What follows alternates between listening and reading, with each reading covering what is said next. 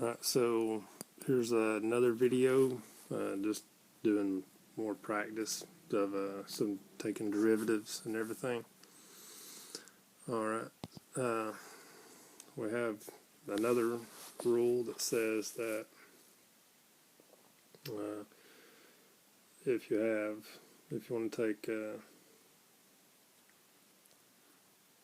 derivative with respect to x of f of x plus g of x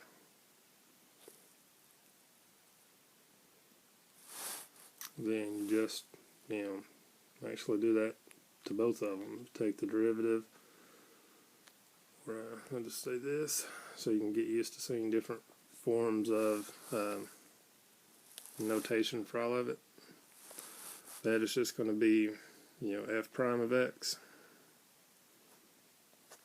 plus g prime of x, and that's just saying take the derivative of the first one and add it to the derivative of the second one. Alright, so say we had the dx of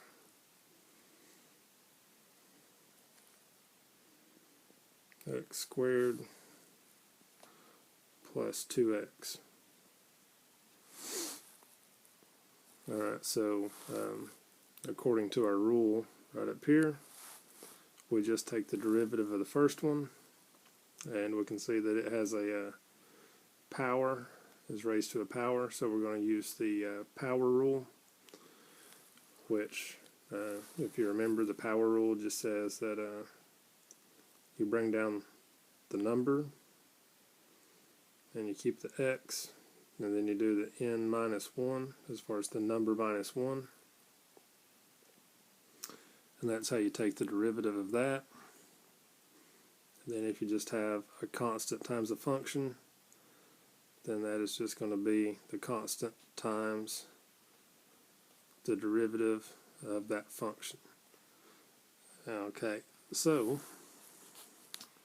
if you want to take the derivative of that, you're going to bring down your 2.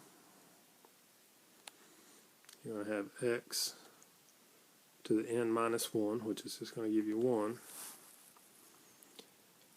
plus, and the 1 is understood, so you can actually just get rid of that so you don't get confused as far as the primes, plus the constant times the derivative of the function, and if you just have x, the derivative of that is just going to be 1. So you have the derivative of x squared plus 2x. It's just going to be equal to 2x plus 2. Alright. So now we go through and just do another example. Say that you have d dx of what could be a good one?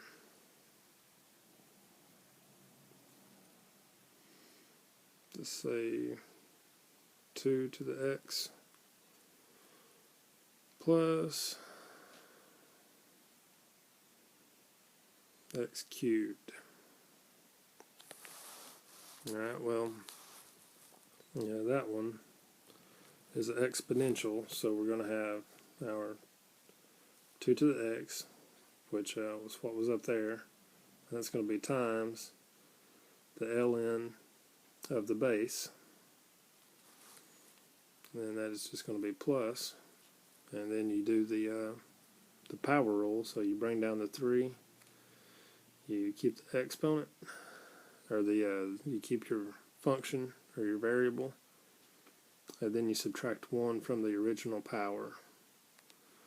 So that is going to be 2 to the x times the ln2 plus 3x squared. And so there's another example, and we'll be putting up probably a buttload of examples, so just hold on tight.